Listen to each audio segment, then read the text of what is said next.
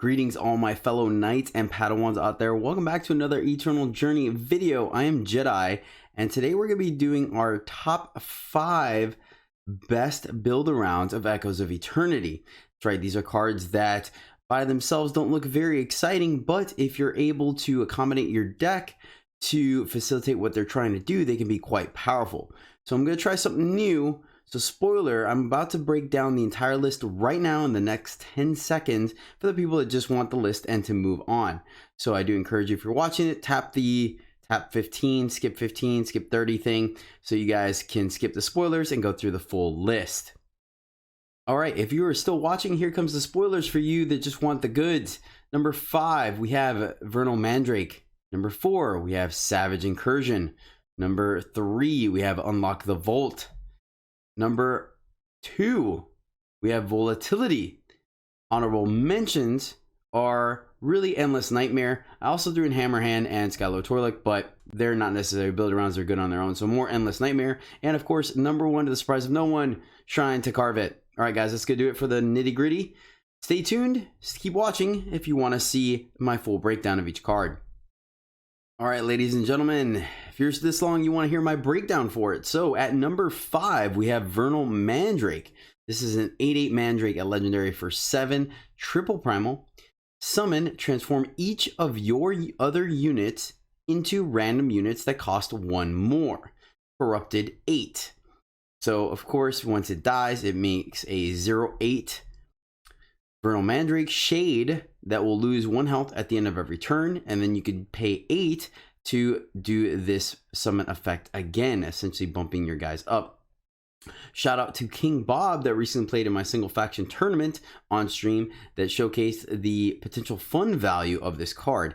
How tournament viable it is, I am not sure, but it can combo off with things like Yorja and Vargo's Pelt to completely transform transform your board and give it additional value. Of course, this is good in any kind of bumping up your unit, but it really shines if you're able to take 5 and 6 cost units and upgrade them to 6 and 7 and maybe even 8 cost units. I believe actually the humorous thing is that at one point, King Bob was able to transform a unit into something as big as a Scourge of the Frostholm, and that closed out the game very quickly. Yes, Vernal Mandrake, you are number 5 for being a fun build around. At number 4, we have Savage Incursion. This is a slow spell legendary for 5, again, triple primal. And it just reads deal 3. Not very exciting, right? But wait, there's more. If you're able to have a slight build around mill strategy, which we're seeing a lot of that with the Tomb of Horrors and whatnot, and as well as Sunset Priest and all the various, the new dragon, the Wivark, that mills opponents up to their next unit. You get some bonuses from this card and can actually be a win con. You have, if you mill your opponent for 10 cards, then Savage Incursion will deal 3 damage and draw you 3. Now you're up cards, right? You paid 3 to deal 3 roughly, and then paid 2 to draw 3 cards. Seems pretty good. Or the other way around, pay 2 to deal 3, pay 3 to draw 3.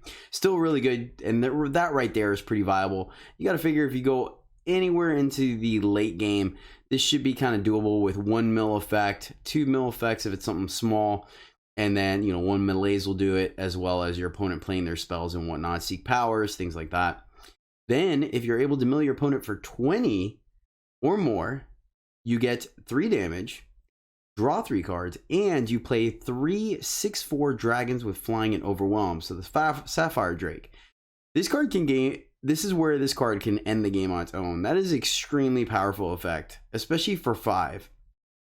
In most cases, by the time you're able to do this, you're still able to deploy additional threats or still interact with your opponent through other spells, or even draw a card off of said Tomb of Horrors. So, and then your opponent has to deal for essentially practically let's see, it may kill a unit, make 3 dragons, and draw you 3 cards. So that right there is 7 for 1. And then your opponent, oh yeah.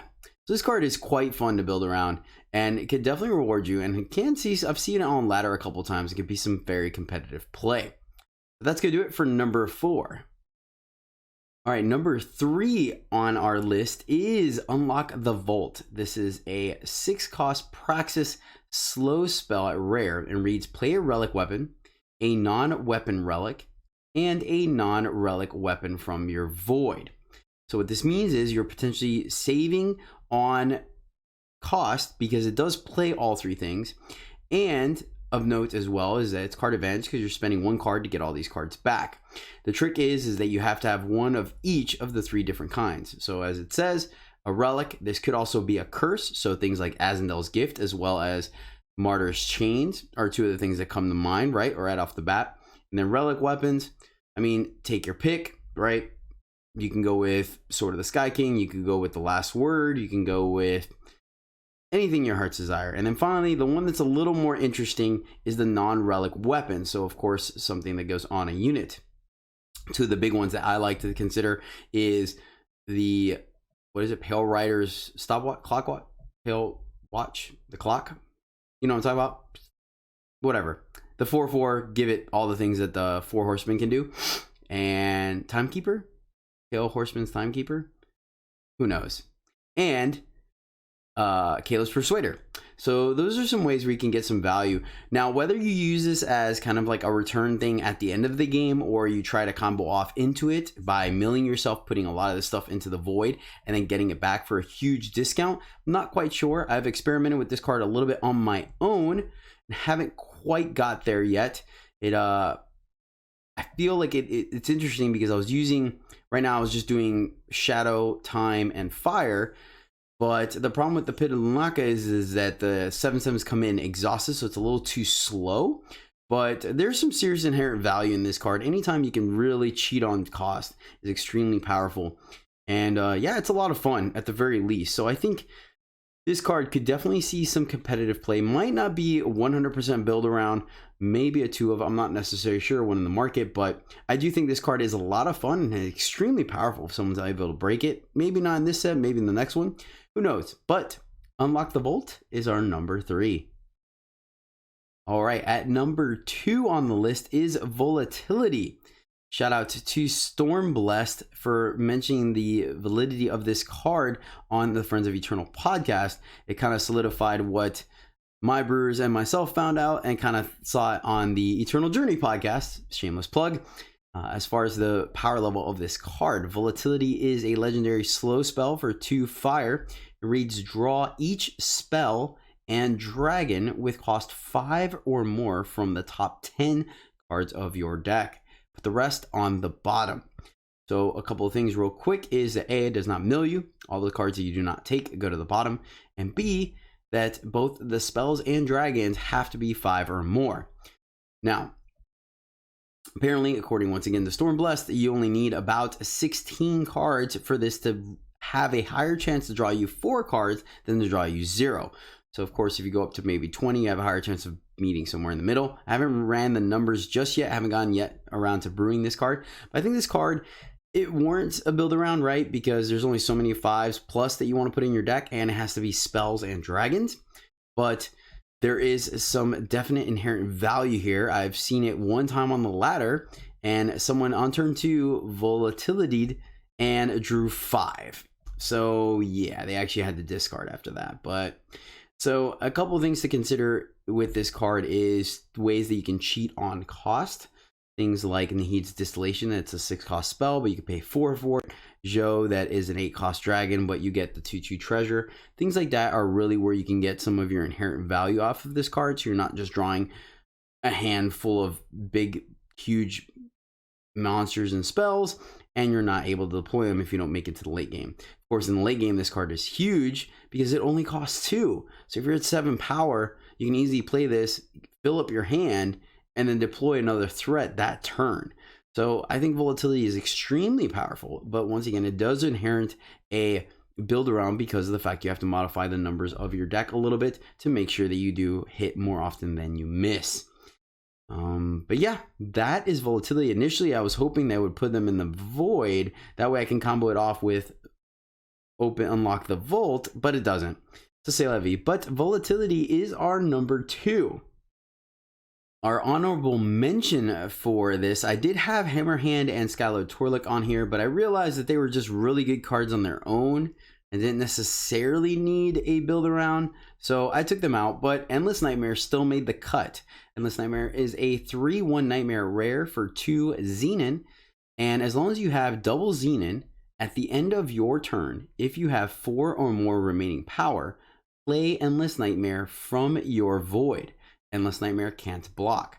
Typically, I'm not the biggest fan of can't block units, but of note, you only have to have the 4 power open. You don't actually have to spend it to bring it back. So you could still leave up those crucial removal and fast spells, as well as maybe your ambushing merchant, smuggler. Now, I think this card is a build around because obviously, much like what we saw with Dawnwalker out of Straight Time, you want to modify this card a little bit to make it more of an animal. We'll give it fight mechanic, killer mechanic, give it deadly, flying, lifesteal, that kind of stuff where you can really get your value out of the recursion of it. I think it is slightly viable even with the cannot block clause because of the fact that you can control when you bring it back. Sometimes with Dawnwalker, you weren't able to do that, and obviously Faceless One, you can only bring it back if you discard it. So this can reoccur multiple times. It helps feed into sack style decks as well, though I don't think as efficiently as the Wisp, the Mephrial Wisp, and obviously all the Carver stuff. But I think this card can have some serious value in implementations. Don't know if it's competitive or not. Implementations? Something? Yeah, all right, whatever. Moving on. Using big words doesn't work here. And yeah, so I like Endless Nightmare, and that will be our honorable mention in this top 5. All right, this brings us to our finale and our number 1 card, and sadly, yet again, to the surprise of no one, our number 1 build around in this top 5 is Shrine to Karvet. If you've been watching any streams, watching the competitive play, or even just been on the ladder, this card is all over the place. It's even good in draft, even good in gauntlet. Shrine to Karvet is probably the most powerful build around we are seeing out of Echoes of Eternity. It's a 3-cost Stone Scar relic at rare.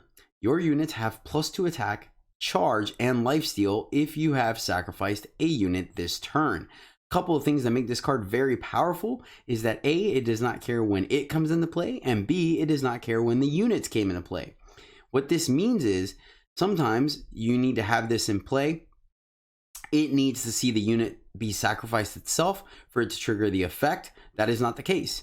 If you, for example, have it in the Carver deck and you draw this off of Carver, right? You sacrifice unit with Carver's ability, you draw this, you play this, it will still recognize that you sacrificed a unit this turn and give your entire board the bonus. The flip side to that as well is that should you, for example, have this in play, have Carver once again, sacrifice Kato, and Kato comes back with the Shade and makes, let's say, the 8/8 Giant. Even though those came in to play after the sacrifice effect, the Shrine only cares that you sacrifice something this turn. So both the Kato Shade and the 8/8 Giant will get the +2 charge and lifesteal. This card is absolutely backbreaking. It can have some very explosive game-ending swings out of nowhere, as well as bring you back when you are behind. And yeah, just overall, plus it's a rare, so it's easy craft. It's extremely powerful. I think this card, if you have not seen it yet in play and somehow, then lucky you. But it is all over the place. It is still fun. It's a huge payoff for any kind of sacrifice deck. So I do think it is not only fun, but also good competitively. So that is why Shrine to Carve makes our number 1 slot in this week's top 5 best build arounds from Echoes of Eternity. All right, guys, that's going to do it for me. I am once again Jedi. You can catch me streaming live every Sunday, Monday, Tuesday at twitch.tv/Jedi. And of course, you can listen to my Eternal Journey podcast if you like limited and all things eternal. And finally, if you made it this far in the video, feel free, and I'd greatly appreciate it if you hit that subscribe button, hit the like button, and get notified whenever new videos like this go up. Thank you guys so much for tuning in. Let me know in the comments below how you felt about that little, spoiler thing I did at the beginning. I know some people don't really want to sit through a 5 to 10 minute video, however long this thing's going to be. So yeah, if you liked that short nitty gritty thing, let me know and I'll keep doing it. If you did not, then maybe I will omit it after a couple of tries. But thank you guys again for watching, and as always, happy gaming.